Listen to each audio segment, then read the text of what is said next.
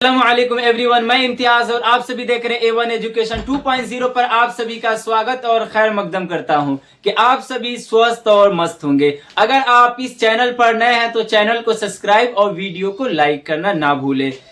बिहार वृद्धा विधवा दिव्यांग पेंशन जो 10 जनवरी से 10 नए नियम और फाइनल लिस्ट निकल कर क्या आ रहे, तो चलिए आप इस वीडियो को एंड तक बने रहिए। मैं आपको सारी जानकारी बताने वाला हूं क्योंकि सम्राट चौधरी जी का बहुत बड़ा बयान निकल कर आ रहा है और मीडिया और रिपोर्ट के अनुसार मैं आप सभी को ये सारी बात पहुंचा देना चाहता हूं कि बहुत से पेंशन में बढ़ोतरी होने की बात चल रही है और सुप्रीम कोर्ट का आदेश ये भी आया है कि हर राज्य अपनी बजट के हिसाब से पेंशन में बढ़ोतरी करे, या जो भी सरकार द्वारा पेंशन बढ़ाई जाती है या फिर जो भी इसके अंतर्गत पात्र व्यक्ति आते हैं उनके पेंशन में बढ़ोतरी, क्योंकि रोजमर्रा की जिंदगी गुजारने के लिए अब उन्हें 1100 में काम नहीं चलती। इसीलिए अब सुप्रीम कोर्ट और केंद्र सरकार का आदेश है कि हर राज्य अपनी बजट के हिसाब से पेंशन में बढ़ोतरी करे।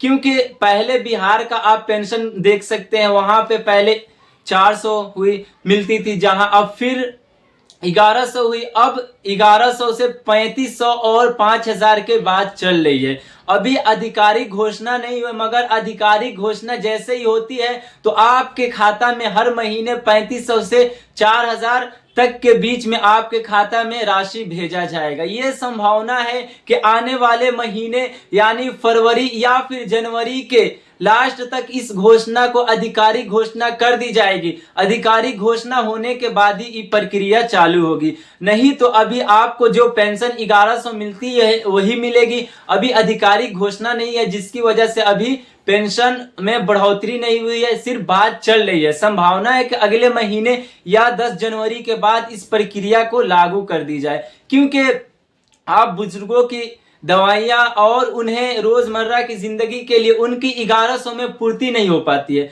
तो सुप्रीम कोर्ट और केंद्र सरकार का कहना है कि अब हर व्यक्ति जो भी पेंशन सीनियर सिटीजन के पात्र व्यक्ति हैं, जो भी पेंशन के पात्र व्यक्ति हैं, जो भी सीनियर सिटीजन श्रेणी में आते हैं, उनको अब सशक्त और आत्मनिर्भर बनाना है और उन्हें कमजोर तबके से मजबूती के दायरे में लाना है। सुप्रीम कोर्ट का ये सभी सीनियर सिटीजन के लिए फैसला जो लिया गया है ये काफी एक इम्पोर्टेंट है, क्योंकि वो सुप्रीम कोर्ट और केंद्र सरकार हर राज्य के नागरिकों के देखते हुए इस फैसला को ये अनिवार्य कर दिया है और इस पे आदेश आ रही है कि अब पेंशन में बढ़ोतरी होनी चाहिए। और 10 ऐसा नियम क्या है जो सभी पेंशन धारकों को जानना जरूरी और अनिवार्य है, क्योंकि अगर आप इन 10 नियमों में से एक भी मिस करते हैं तो आपका पेंशन बंद हो जाएगा। इसीलिए आप इस वीडियो को एंड तक बने रहिए। आपको सारे 10 नियम को पालन करना अनिवार्य है, नहीं तो आपका पेंशन जो महीने के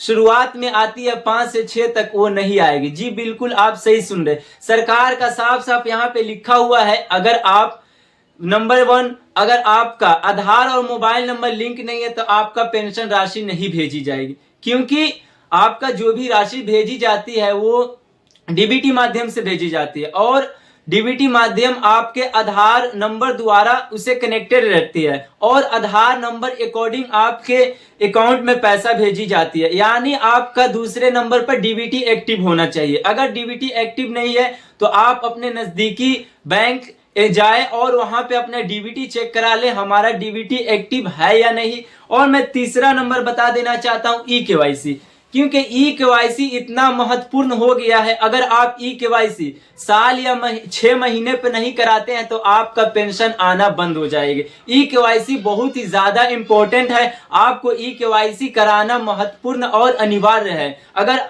ये ई केवाईसी नहीं कराते हैं तो पेंशन आपकी बंद हो जाएगी। और नंबर 4, जीवन प्रमाण पत्र लाइफ सर्टिफिकेट इतना महत्वपूर्ण है, क्योंकि सरकार जब आपको पेंशन भेजती है तो आपको सरकार कैसे जाने कि ये व्यक्ति जीवित है या फिर इनकी मृत्यु हो गई, क्योंकि जब वहां से सिस्टमेटिक तरीके से पैसे भेजी जाती है तो वहां पे तो डेटा रखा है कि जो भी पेंशन धारक है उनको पेंशन मिले और आपकी मृत्यु हो चुकी है। अगर आपके घर वाले उस पेंशन को लेते हैं तो उन पे सख्त से सख्त कार्रवाई की जाएगी, ये सरकार का कहना है। और 5 नंबर में लिखा हुआ है मेडिकल सर्टिफिकेट।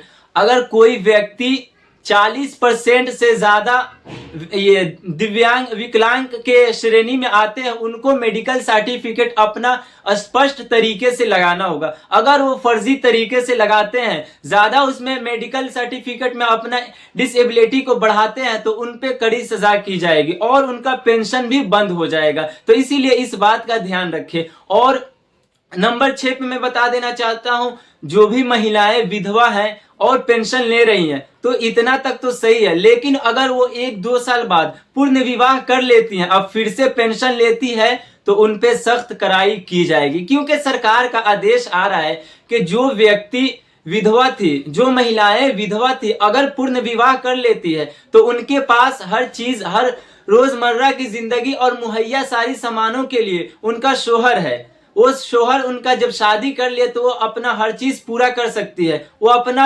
आत्मनिर्भर है, इसीलिए वो अपना पेंशन ना ले। और सरकार का कहना है अब आपकी उम्र की सत्यापन डिजिटल तरीके से होगी, क्योंकि सरकार का कहना है कि बहुत लोग फर्जी तरीके से अपनी आयु के, अपने आधार कार्ड पे अपनी उम्र को बढ़ाकर फर्जी तरीके से पेंशन ले रहे हैं। तो सरकार का कहना है कि अब सत्यापन होगी आपकी उम्र की, वो डिजिटल तरीके से होगी। आपको कई टेंशन लेना नहीं है, आपका सरकार के पास डाटा रहेगा, वो डिजिटली तरीके से आपकी आयु की, आपकी उम्र की जांच कर लेगी। और यहाँ पे सीधा सीधा लिखा हुआ है मृत्यु के बाद पेंशन, क्योंकि सख्त आदेश आया है कि आप मृत्यु के बाद अपना पेंशन ना ले। अगर जो व्यक्ति की मृत्यु हो गई है तो उनके घर वाले पेंशन ना ले, क्योंकि इस पे आदेश जारी हो रही है और इस पे कर्मचारी बहुत से गांव में जा जाकर जांच कर रहे हैं। अगर कोई व्यक्ति इस फर्जी तरीके से पेंशन लेते पकड़ा जाते हैं, तो उनका जो भी है पेंशन पहले मिला था, उनका पेंशन भी देना होगा और उनपे सजा भी रखी गई है। तो ये थी आज की काफी महत्वपूर्ण वीडियो। अगर आपको वीडियो अच्छी लगे तो जरूर कमेंट में बताएं, और पेंशन में कितनी बढ़ोतरी होनी चाहिए अपनी राय जरूर कमेंट में रखें। अगर बुजुर्गों तक ये बात नहीं पहुंच पाती है तो आप उनकी सहायता प्रदान करें। ये थी आज की काफी महत्वपूर्ण वीडियो। धन्यवाद।